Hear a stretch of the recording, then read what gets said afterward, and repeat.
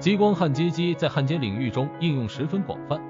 它可以在很大范围内进行高效的焊接加工，针对不同焊接材料的效率并不一样。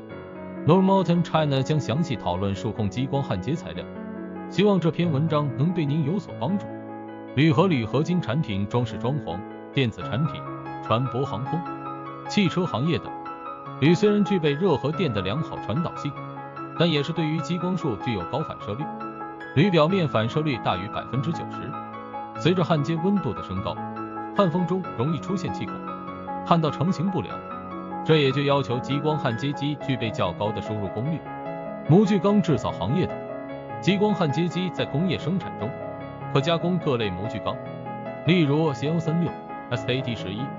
NAG80、8407、718、738、A13、T20、W302、2344，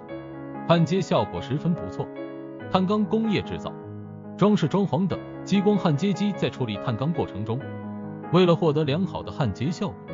当含碳量超过 0.25% 时需要预热设备。随着工件含碳量的增加，比如中碳钢和普通合金钢，都有需要预热和焊接后处理，目的是消除应力，避免工件表面产生裂纹。塑料、礼品行业、电子产品、塑料模具行业等，激光焊接机可以加工热塑性塑料和热塑性弹性体。不锈钢、厨具行业、医疗器械等，激光焊接机焊对于不锈钢的热影响区小，避免了不锈钢焊接过程中的过热现象和线膨胀系数大，焊接效果良好，焊缝无气孔、夹杂等缺陷。同碳钢相比，不锈钢因导热系数低，融化效率高，因此焊接效果更容易获得深融透和窄焊缝。采用低功率激光对不锈钢进行激光焊接，焊接效果美观，成型性良好。铜和铜合金、仪器仪表、船舶、航空行业、珠宝首饰行业等，铜因为强的传热性，在焊接过程中容易出现未融合、未焊透的特性，需要采取预热措施。在激光焊接同时，应加热薄铜材料以辅助焊接。总之，手持激光焊接是利用高能量的激光脉冲对工件进行局部加热，将材料融化后形成特定熔尺。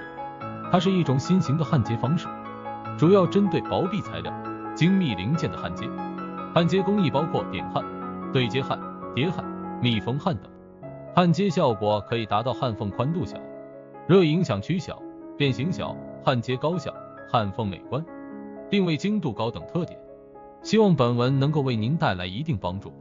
如需详细了解激光焊接机，欢迎随时联系我们。SLESTNORMLTNCN.com